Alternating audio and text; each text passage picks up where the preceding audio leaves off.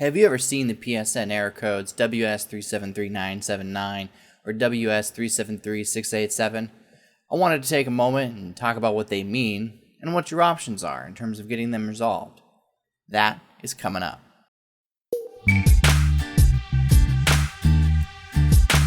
What's going on YouTube? JLG here, bringing you an updated video based on the original I did right here a couple months ago, talking about my recent experience being banned by Sony.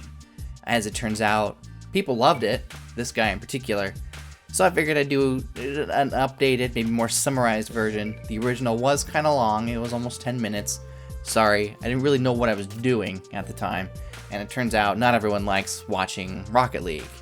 Well, I mean, if you like Rocket League, I got some here, and maybe a little bit here. I thought I'd follow up with a little bit more detail and explain how to get yourself out of each of the most common situations regarding being banned by Sony. So we've got two major types of bans that you can receive from Sony. We have an account ban, which is your PlayStation Network account, and we have a network ban, which is your ability to connect to the PlayStation Network. So I'm going to start with the network one first, because that seems to be the one that people can be more interested in.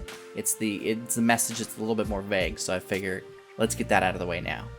If you see in this error code WS-37397-9, it's probably freaked you out at some point. The error message can either be a network ban, as in your IP address is blacklisted, or there's an issue connecting to the PlayStation Network.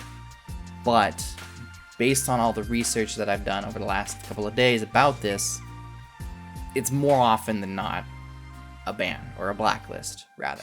So to confirm this theory, try accessing your PlayStation account from a computer by going to PlayStationNetwork.com. If you attempt to log in and you see something like this screenshot, your IP address has been blacklisted. The solution here is, from a high level, to just get a new one. Some ISPs allow you to call them and ask nicely, and they'll give you a new address, and you're on your way. Sounds great. Some you kind of have to take matters into your own hands, whether it's power cycling your modem and letting it sit for a while, or having to buy a new one. Both are less ideal. Spending money is obviously the least ideal, but in the case of a lot of cable-based internet service providers, like especially the American ones like Comcast, Time Warner, that might be your only solution. I can't speak for anyone but Comcast specifically based on my experience, but what I was told is that if I want a new IP address, I have to go buy a new modem. My IP address is more or less tied to the device, even though they tell me it changes. Doesn't really. Doesn't change as much as they say they do. If you can get in via that browser by going to PlayStationNetwork.com, when you log in, if you're successful, then you're not blacklisted. In this case, it's more likely to just be a network issue.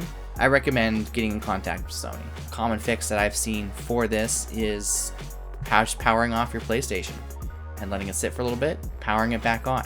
That seems to fix it for most folks. Let me know in the comments if you've gotten into this situation, if that helped for you.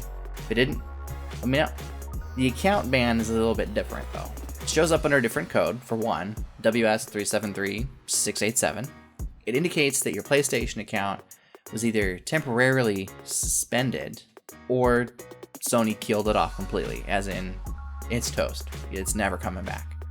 If it's been suspended, you have the opportunity maybe to get in touch with them and see if you can get it unsuspended.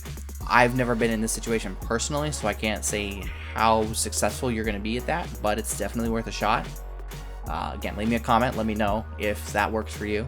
Definitely keep in mind that if it's been permanently removed, as in it's gone, it's never coming back.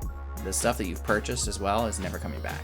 All of those licenses disappear with the account, and you're going to wish you had bought discs instead. In this case, your only solution is to just get a new PlayStation account and start over. And maybe next time, whatever you did won't happen again. So that's it for this video. Leave a comment, leave a like rating. Let me know what you think. Let me know if I was able to help you at all, or if you're still stuck, leave a comment and let me know about that too. Tell me your story. I'd love to be able to help you as much as I can. Thanks for watching, and I'll see you next time.